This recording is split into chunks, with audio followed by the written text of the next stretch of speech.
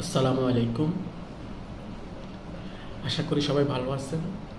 সবাইকে জানাই আন্তরিক শুভেচ্ছা ও অভিনন্দন প্রবাস খুঁটিনাটি ইউটিউব চ্যানেল ও ফেসবুকের পক্ষ থেকে। প্রিয় মালয়েশিয়ান প্রবাসী ভাইরা, আপনারা অবগত আছেন বর্তমানে মালয়েশিয়ার পরিস্থিতি খুবই ভয়াবহ। এত পরিমাণ লোক বর্তমান মালয়েশিয়াতে ইন করছে, যেটা আসলে আপনাদেরকে কি বলে বোঝাবো।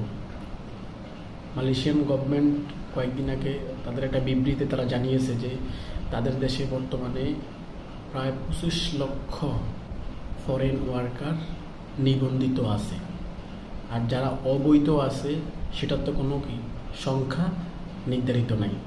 বৈধই 25 লক্ষ আছে। তাইলে মনে করেন অবৈধ প্রবাসী কত আছে, সেটা আসলে আপনারা অলরেডি বুঝতে পারবেন বিষয়টা যদি একটু চিন্তা ভাবনা করেন। তো মালয়েশিয়ান প্রবাসী ভাইরা, অনেকেই আমাদের কাছে জানতে ইচ্ছা করে যে ভাই মালয়েশিয়াতে বৈধ হওয়ার কোনো সুযোগ দিবে কি না। আবার অনেকেই জানতে চাচ্ছে যে ভাই বর্তমানে যে মালয়েশিয়াতে সাধারণ ক্ষমা চলতেছে, এই ক্ষমাতে আমি কি দেশে চলে যাব কি না। ভাই আমরা আপনাদেরকে যত কিছুই সাজেস্ট করি না কেন, আপনার একটা ব্যক্তিগত মতামত অবশ্যই আছে। আপনি বর্তমান মালয়েশিয়ার পরিস্থিতি এবং সিচুয়েশন দেখে আপনি ডিসিশন নিতে হবে, আপনি চিন্তা করতে হবে যে আমি কি এখানে ইস্ট করব না আমি গো ব্যাক বাংলাদেশ, আমি বাংলাদেশে চলে যাবো এই সাধারণ ক্ষমতাতে। তবে আমি মনে করি ভাই বর্তমানে 2025 সালে মালয়েশিয়াতে বৈধ হওয়ার সুযোগ দিবে কি না এটা আদৌ সন্দেহ আছে। আর যদিও দিয়ে থাকে একান্ত মুষ্টিমা আমার মনে হয় না। কারণ কি, আমরা বিগত দিনে 2023-এ বৈধ হওয়ার সুযোগ দিয়েছে, 2022-এ বৈধ হওয়ার সুযোগ দিয়েছে, 2018 সালে বৈধ হওয়ার সুযোগ দিয়েছে, 2016 সালে বৈধ হওয়ার সুযোগ দিয়েছে। এইগুলা বিবেচনা করে চিন্তা করে এবং সাথে কলিং এইগুলা চিন্তা করে আসলে আমরা সামনে 2025 সালে আসলে কি মালয়েশিয়াতে বৈধ হওয়ার সুযোগ দিবে কি না এটা নিয়ে আমরা কনফিউজ।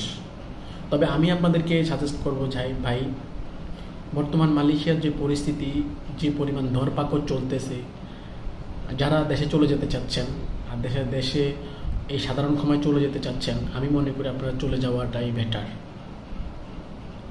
কারণ কি, আপনি যদি সাধারণ ক্ষমায় দেশে চলে না যান, পরবর্তীতে আপনি ডাবল পাস কেটে প্রায় 3000-5000 টাকা দিয়ে আপনার যেতে হবে আর চলে যেতে হবে। আর যদি ডাবল পাসে আপনি দেশে চলে যান তাহলে আপনার জন্য সর্বোচ্চ 500 টাকা খরচ হবে এবং একটা ইয়ার টিকিট লাগবে, আপনি দেশে চলে যেতে পারবেন। আর আপনি যদি বলেন যে ভাই 2025 সালে মালয়েশিয়াতে বৈধ হওয়ার সুযোগ দিবে, আমি বৈধ হব, আপনার জন্য আমি মনে করি যদি আপনি এটা চিন্তা করেন তাহলে আপনার জন্য আমি আপনাকে সাজেস্ট করব ভাই আপনি বর্তমান যে ধরপাকড় চলতেছে, যে সিচুয়েশন, আপনি একটু সেফভাবে নিরাপত্তাভাবে একটু থাকেন।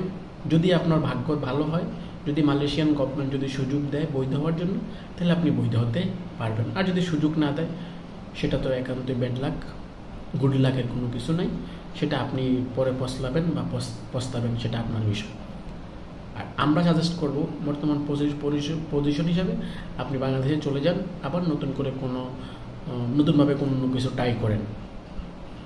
আর যারা যেতে চান না তাদেরকে বলবো যে আপনি একটু নিরাপত্তার স্থানে থাকেন। আর আরেকটা সাজেস্ট করবো, সুন্দর একটা পরামর্শ, সেটা হচ্ছে যে আপনি যখন এখন বর্তমানে অবৈধ, আপনি আপনার পাসপোর্টের একটা ফটোকপি আপনি আপনার পরিবারের কাছে রাখবেন। আল্লাহ না করুক যদি আপনি কখনো ধরা খান বা কোনো জায়গায় যদি আপনি আটক হন, তাহলে আপনার পরিবার আপনাকে খুঁজে পাইতে সহজ হবে। কেমন সহজ হবে? আপনি যদি আপনার পরিবারের কাছে একটা পাসপোর্টের ফটোকপি দিয়ে রাখেন, যদি আপনি কখনো ধরা খান তাহলে আপনার পরিবার ওই পাসপোর্ট নাম্বারের মাধ্যমে, যদি মালয়েশিয়াতে কোনো থানা বা আপনার পরিবার কেউ থাকে, ওই পাসপোর্ট নাম্বারের উপর আপনাকে খুঁজে বের করতে সহজ হবে এবং আপনাকে পরবর্তীতে ইয়ার টিকিট দিয়ে আপনাকে দেশে পাঠানো সুযোগ হবে এবং সুবিধা হবে। এই জন্য বলবো যারা অবৈধ আছেন মালয়েশিয়াতে বর্তমানে, তারা আপনারা যদি দেশে বর্তমানে সাধারণ ক্ষমা যদি দেশে যেতে না চান, তাহলে আপনি নিরাপত্তা জোনে থাকেন, নিরাপত্তাভাবে থাকেন এবং সাথে সাথে আপনার পরিবারের কাছে একটা পাসপোর্টের ফটোকপি দিয়ে রাখেন। পাসপোর্টের ফটোকপি দিলে আপনি পরবর্তীতে আপনার উপকারই হবে, আপনার পরিবারের উপকার হবে। তো প্রিয় মালয়েশিয়ান প্রবাসী ভাইরা, আর আরেকটা কথা বলবো, দেশের ভাবমূর্তি অনুযায়ী আপনি একটা দেশে অবৈধ থাকবেন, পরবর্তী ধরা খাবেন, এটা আসলে দেশের ভাবমূর্তি নষ্ট হয়। দেশের মান সম্মানের উপর দেশের ভাবমূর্তি, দেশের পিপলের প্রতি মানে অনেক রকমের এই দেশের মানুষের ঘৃণা জন্মায়।